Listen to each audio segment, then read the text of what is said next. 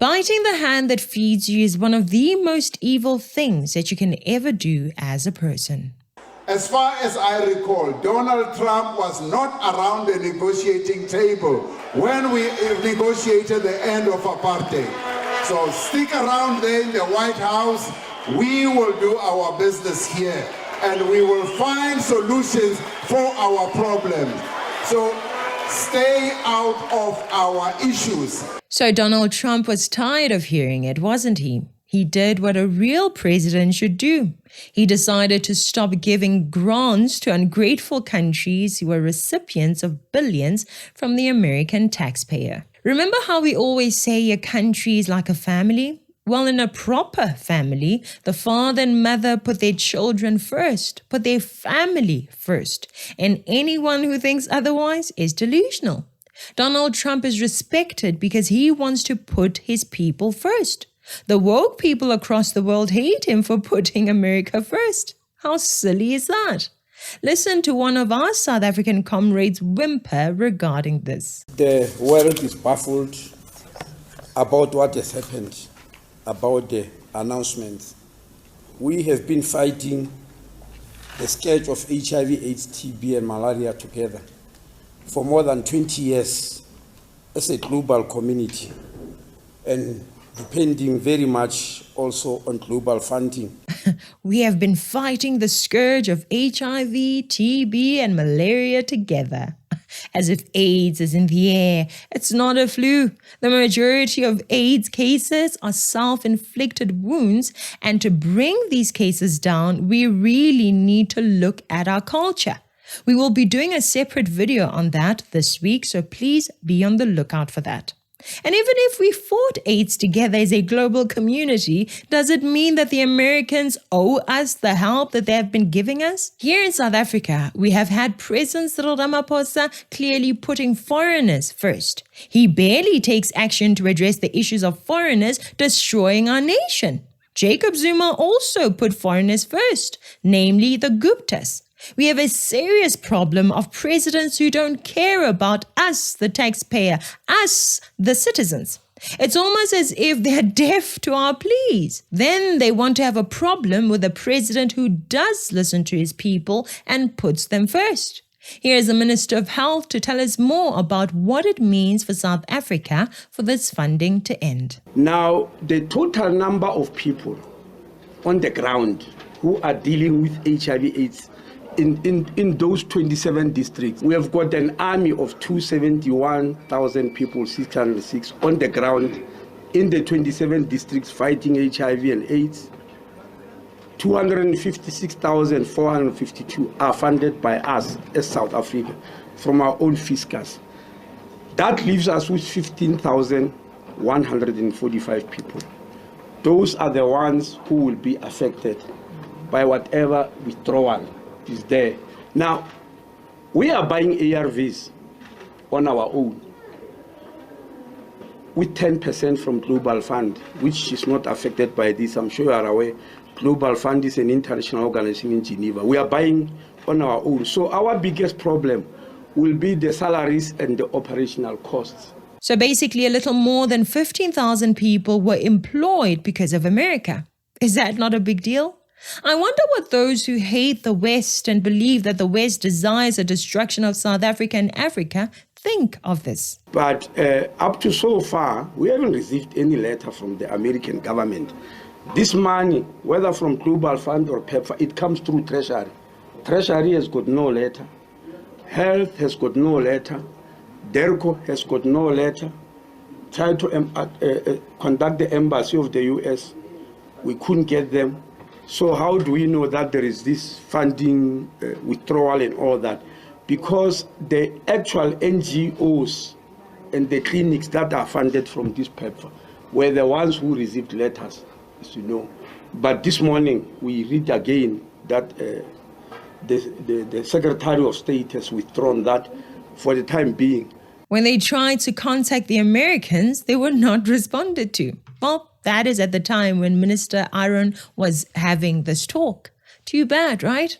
When you create a reputation of being a beggar, don't be shocked when you're treated as one.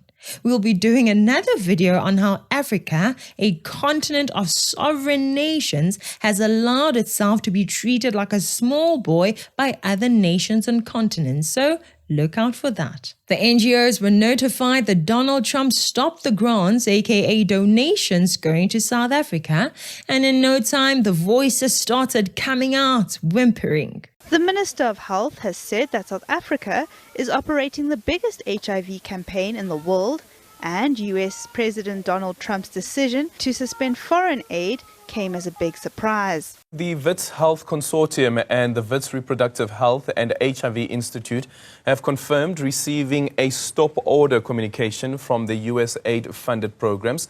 This follows the US President's order to suspend foreign assistance for 90 days, impacting countries like South Africa, a major beneficiary of US aid through PEPFAR. No one cares about making sure they protect young people from themselves, making sure that the root causes of the sky-high HIV infections are addressed. Nope. We are right at the end of the problem, throwing money and medicine at the problems. But the fact is, the problem is not the medicine, it is the people. Many value sex and pleasure above everything else. The majority of conversations in certain circles revolve around sex and money. Obviously, when the country is full of immoral people, AIDS and many other STDs will become the problem. This suspension raises concerns about the potential impact on vulnerable populations, particularly those reliant on HIV/AIDS prevention and treatment programs. So, more than 7 million people live with HIV, the highest on earth. Are we the biggest population on earth? No, we're not even the biggest population in Africa. China does not come close. India does not come close. America doesn't. And yet these are the countries with massive populations. So we sleep around making babies, encouraging poverty in our communities, in our own country. We contract AIDS and then America helps out. When they even suggest taking away their help, we whimper. It's already having a negative impact on certain sectors, particularly healthcare.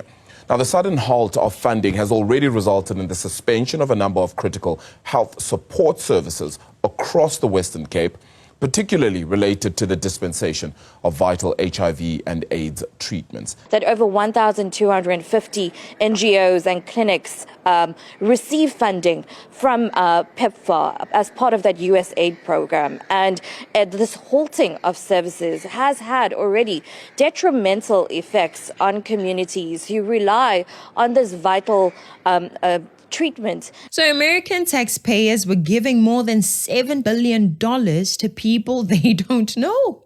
Their own taxes were not staying to fund their own public programs. No, they were going to various nations, including South Africa.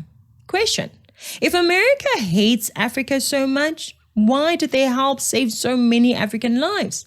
I mean, the PEPFAR program has been in effect in South Africa since 2004. Why did this nation that hates Africa so much fund us for these 20 years? More importantly, why did our leaders who claim to not need America or the West accept this funding? 1 minute we are being told how we don't need America. The minute America hints at taking their funding, we have outcries left, right, and center, before the government even receives an official letter from America. Yeah, nah? Since 2004, more than $8 billion has come to South Africa. That program, which has been operating in South Africa since 2004, has resulted in the disbursement of over $8 billion in funding towards HIV/AIDS programs and the dispensation of vital life-saving treatment. To fund a country that is promiscuous, ranking number 1 in HIV infections. A country with high school children who wear sickening miniskirts to school.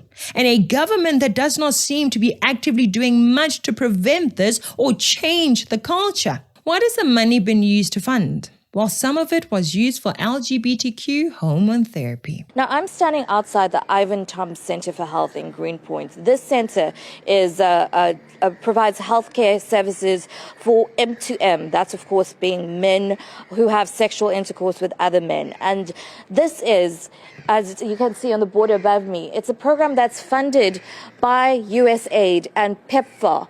And there's actually a sign outside the building at the moment stating the temporary closure of this facility as a result of that directive by US President Donald Trump that he signed into order on the 20th of January this year. 4 days later, his US Secretary of State Marco Rubio signing a stop work order halting the disbursement of all funds for US aid to countries around the world. And South Africa falls within that portfolio.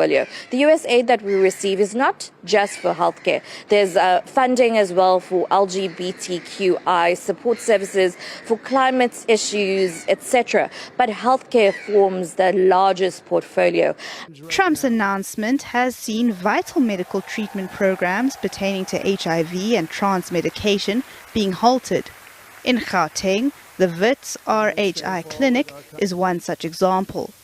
The clinic, which was well known for providing a safe space for many members of the transgender community, halted its programs related to HIV and sexual health on Tuesday.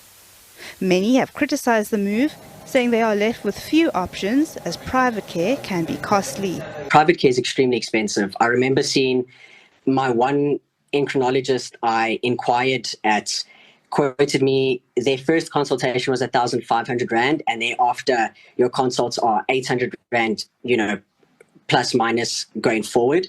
So, I mean, to pay that every 3 months is absolutely crazy because unfortunately medical aids don't cover hormone replacement therapy. So how this is going to affect the community is honestly terribly, because now there's going to be so many people who aren't going to be able to get access to their prescriptions.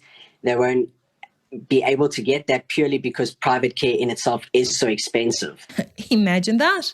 American taxpayers are funding this. Instead of the government making sure they fight against promiscuity in communities, fight against LGBTQ agendas on TV, especially on Moja Love, they just want to collect funding and throw it at the issues that are destroying our country. But here to tell me more is a nurse for the Triangle Project, one of South Africa's oldest LGBTQI rights organizations, Carol Lennon, who has been speaking to me about the burden on your facility.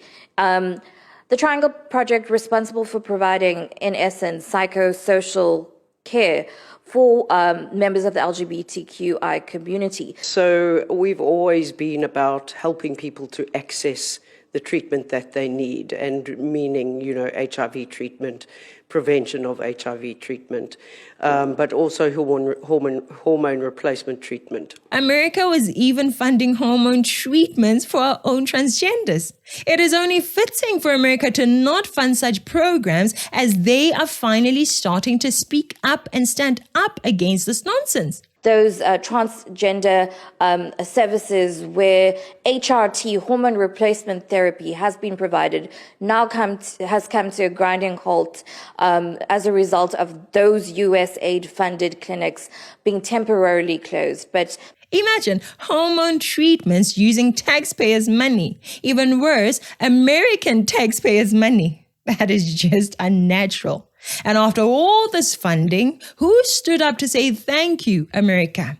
Instead of a thank you, this is the language of Cyril Ramaphosa 6 years ago. And we've been saying, for this issue of the land, this issue that Donald Trump fears so much, we offer this question of the land. I don't know what Donald Trump has to do with South African land, because he's never been here. And he must keep his America, we will keep our South Africa. That's what he must do. South Africa is our land. South Africa belongs to all the people who live here in South Africa. It does not belong to Donald Trump. He can keep his America. And Ene is even worse. He's even worse. When I meet him, I will tell him. I'll say, you, Donald Trump, you are even worse because your forebears came to America. They found the indigenous Americans. They wiped them out. They killed nearly all of them. Rine, we are living as a nation, and black and white, we are going to find solutions for our land question. So Donald Trump must leave us alone. He must leave us alone, Gauri. When we were facing apartheid, when we were facing oppression, he was not here. He did not fight side by side with us. And we were able, on our own, yes, with support of progressive forces in the world, to resolve the apartheid question. As far as I recall, Donald Trump was not around the negotiating table when we negotiated the end of apartheid. So stick around there in the White House. We will do our business here, and we will find solutions for our problems. So stay out of our issues. Now, he was talking about the land issue there, but he does specify that we will find solutions for our own problems here. So this is exactly what I think Donald Trump is helping us to do. He's helping us find solutions to our problems. Now, Cyril Ramaphosa said these words in front of a crowd in South Africa. He was very bold and eager to please the crowd, was he not? But when he was on the international stage, he behaved better, didn't he? He spoke with more respect as a person who knows his place, did he not? Listen to him here. Well, I regret to say that I think President Trump was ill-informed about what is happening in South Africa. And I think if he had taken time to get better information from us, he would have been much better informed, and his comments would have been better appreciated by South Africans. Now, we have sent clear messages to the State Department and indeed to the US government about the process that we are involved in. We are involved in a process of consultation and broad discussion on the land issue. And I've often said that the land issue was the original sin that was committed in South Africa when colonialists came.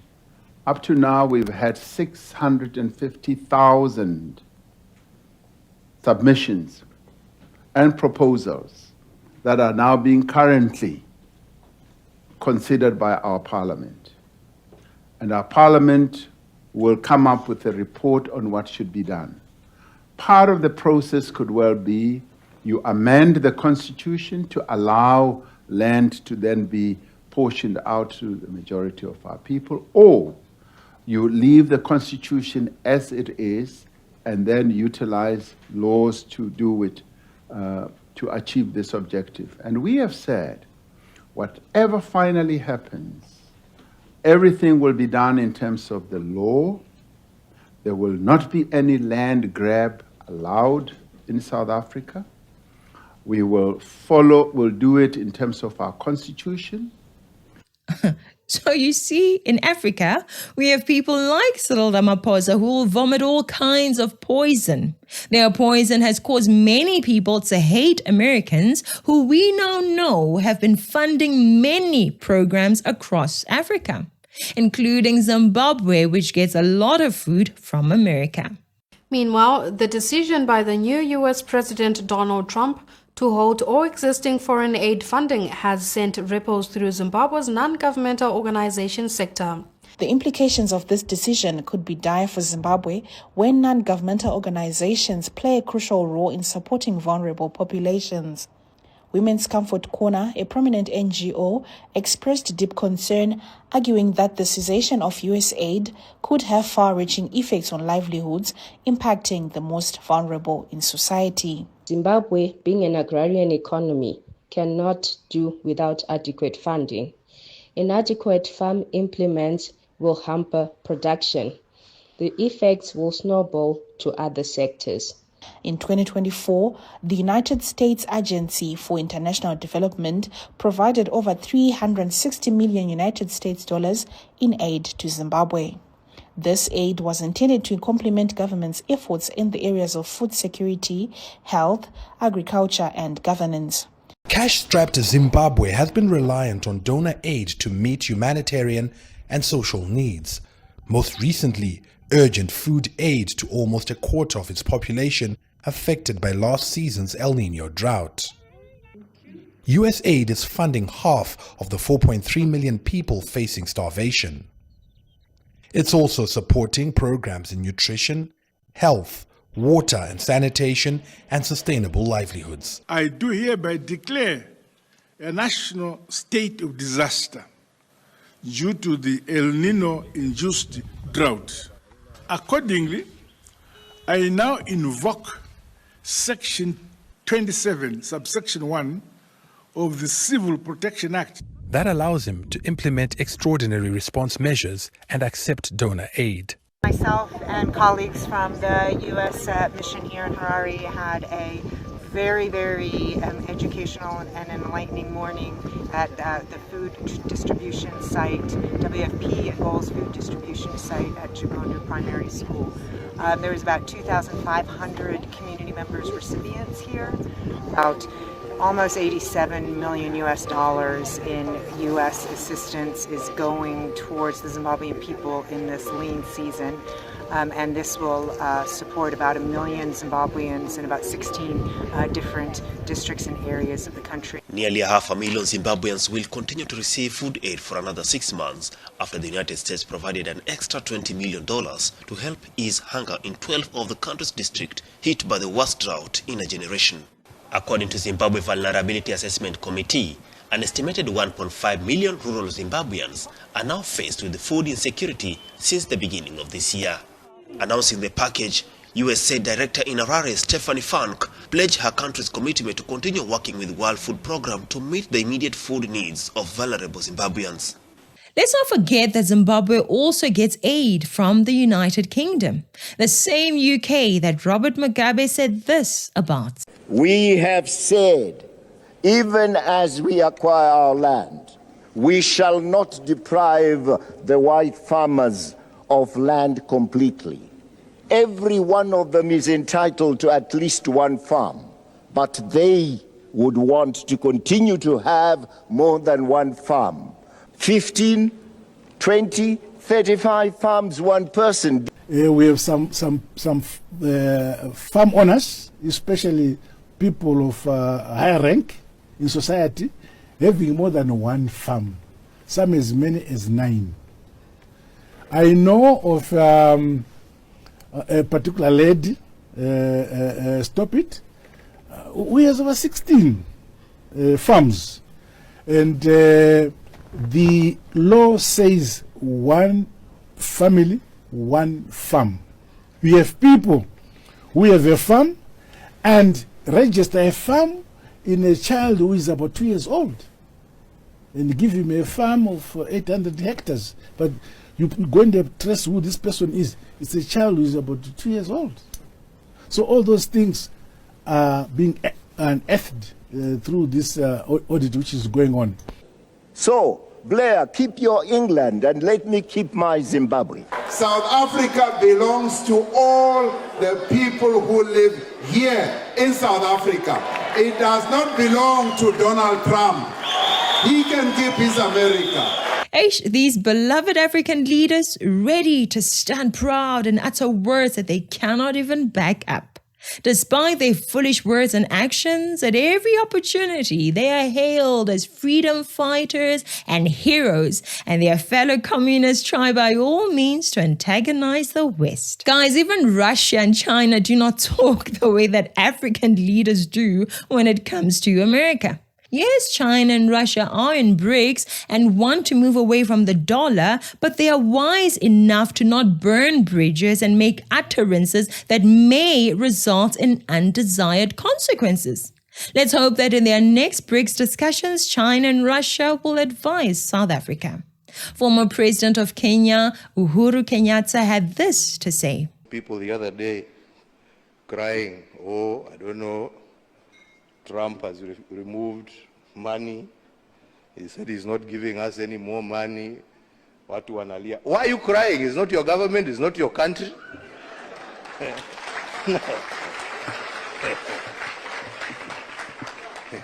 He has no reason to give you anything. I mean, you don't pay taxes in America. He is appealing to his people. Shauri yenu bwana. This is a wake-up call for you to say, okay, what are we going to do to help ourselves? Instead of crying, tujiulize, what are we going to do? Haya, ametoa hiyo pesa, sasa tutafanya namna gani jameni? What are we going to do? Yeah? To support ourselves. Because nobody is going to continue holding out a hand there to give you. It is time for us to use our resources for the right things. We are the ones who are using them for the wrong things. What a lovely response. This recent event shows you the mindset in South Africa. We like handouts. We take no action to remedy the real problems. Prostitutes are busy becoming celebrities in our country. LGBTQ agendas are flooding our communities. And we expect America to come in and save us from the disease that we contract from each other. Entitlement of the highest caliber.